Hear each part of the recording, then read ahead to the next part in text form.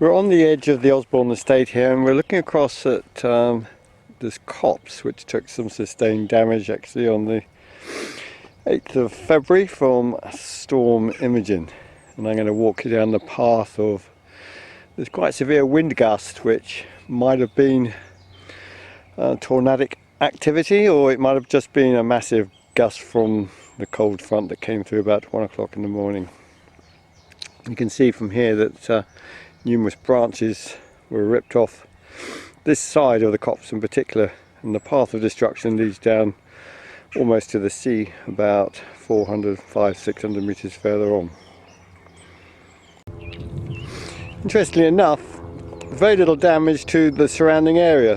There were no trees down elsewhere in the park, just the odd branch, but behind me now you can see where the wind just literally ripped the limbs off these trees.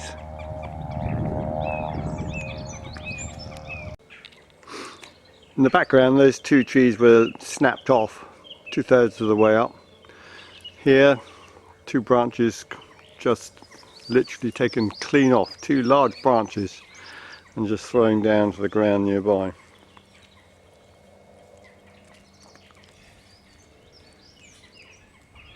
And again, if you look further down this line of trees, branches just literally snapped off. In all 20–30 boughs, I think, broken off. Here you can see the tangle of branches just strewn around.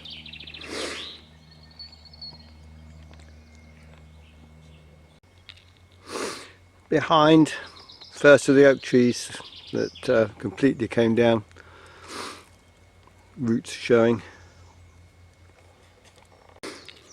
Again, another tree snapped off and lying on its side, and more branches just in a confusion of mess, just lying everywhere.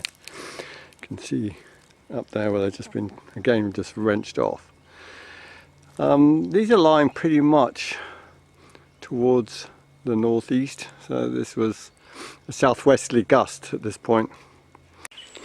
But now 50 meters further down the trail, and what's quite interesting here is these two trees been snapped off, but they're lying pretty much in a westerly direction, which suggests this was a southeasterly wind right here, 90 degrees to the track of the last ones we were looking at, and further up the stream. This tree nearby, you can see the top's been completely torn out of this one, and again it's two branches here lying towards the northwest, which again suggests a southeasterly gust of wind through this part of the woods, and most of the trees here are actually fallen in this direction. This gives you an idea of the force of the wind at that particular time. Here's a tree completely blown over, one behind the other actually. This tree went over, followed by this one, and then up behind you can see that this tree was completely snapped off, some 15–20 feet up. There's the other half of the tree, well, more than half, the bit that was snapped off lying on its side. I guess it took a swipe from the tree behind it, which may have caused it to snap off like that, but it might have been just the force of the wind, I don't know. This sort of marks the end of the really area of most damage. We're probably about 150 meters down from where I first started filming. As you can see, the bluebells are out, all very pretty. In all, I counted over 30 trees that had come down in this area, an area that's literally probably 300 meters long and about maybe 400 meters by 100 meters wide. That's just all the damage just confined to that small area.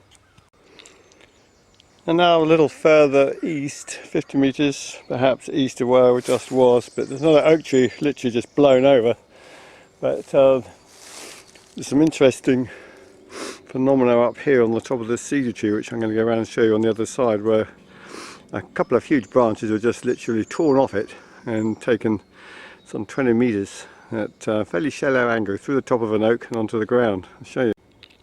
Here we are then on the other side of the cedar tree, Atlas cedar I believe. So if I pan up and look at, there's two branches that got ripped off, so this was a big one, and the thing must have weighed probably near a ton, doesn't look like it from here. And it literally, on the leeward side of this tree, these two branches got ripped off and carried across perhaps 20 meters into the top of this oak tree, a drop of probably 15 meters or so at a distance of 20, so it's quite some distance it travelled just below the horizontal, and then the whole lot sort of came crashing down into a sort of a mass of broken branches and tangled bits and pieces all over the place. So you can see some force involved here to take those huge branches across that distance through the top of the oak and down onto the ground.